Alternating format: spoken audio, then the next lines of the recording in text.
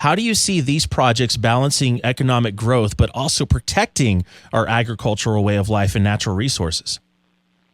Yeah, it's a couple things. One is these represent significant capital investments. So for the communities that end up having data centers, they're going to see an increase in tax revenue that helps us pay for our schools, our roads, our police officers.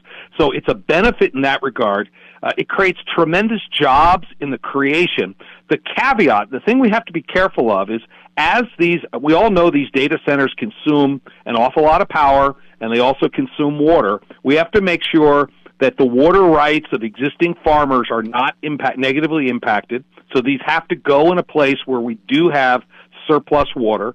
And we have to make sure that their demand on power doesn't put an additional burden on farms and ranches and individual consumers. That's why we convened an energy task force. It's meeting now. It's a bipartisan group.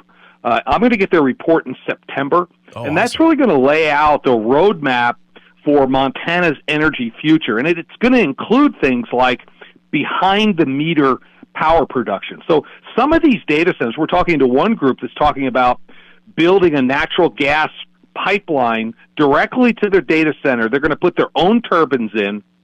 They're going to produce their own power. And in fact, they may even produce some excess, which would then be available to Montana consumers.